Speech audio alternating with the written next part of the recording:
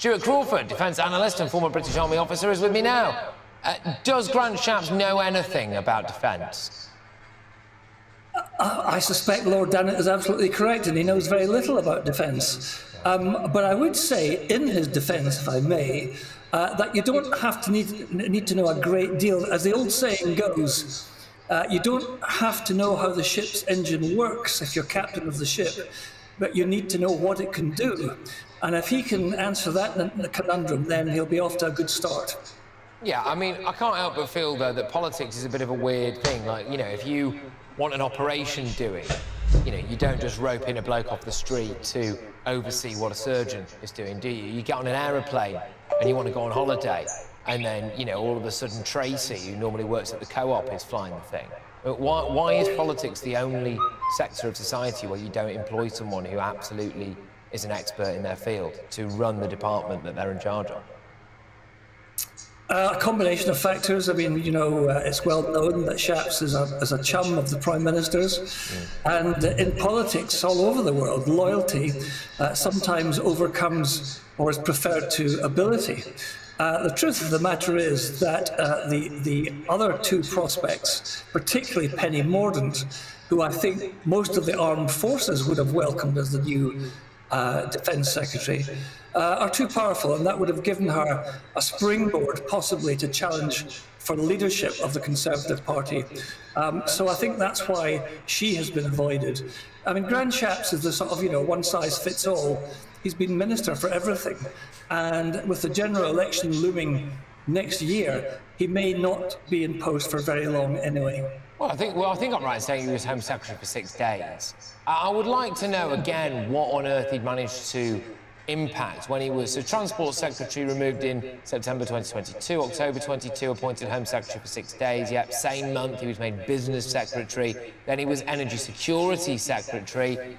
We're not massively energy secure, are we, actually, as well, which is something that might be worth noting in all of this. I can't help but wonder as well whether or not he's got the job by telling Rishi Sunak, don't worry, I won't ask for any more funding for our defence.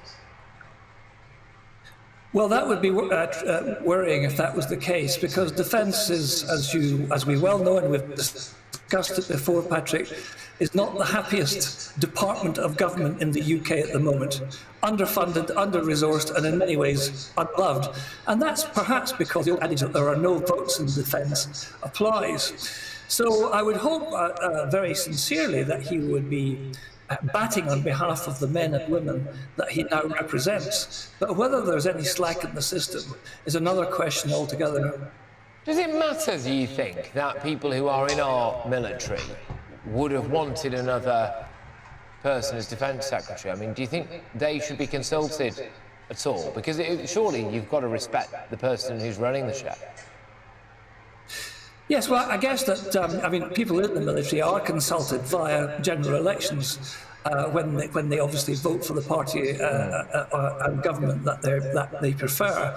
I don't think that if we got down to the sort of idea of voting for the next Secretary of State for Defence amongst armed forces personnel, that would be a very good way to go.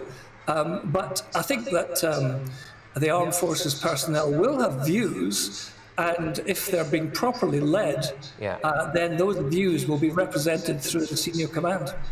OK, all right. And, I mean, look, what score would you give him in comparison to Ben Wallace? I mean, where is he on the scale of, you know, 0 being whoever else and 10 being Ben Wallace?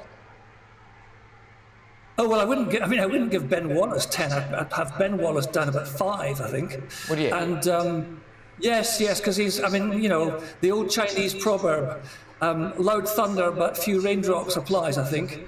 I think he talked a good show. He was welcomed in by armed forces personnel because of his background, albeit at a junior officer level.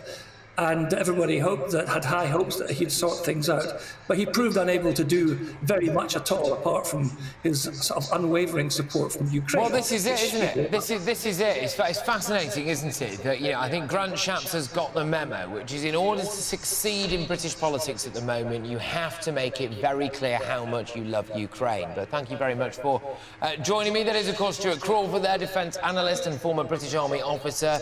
A relatively scathing review of Grant Shapps, who no doubt doubt in about 6 days' time will just have another job. You're watching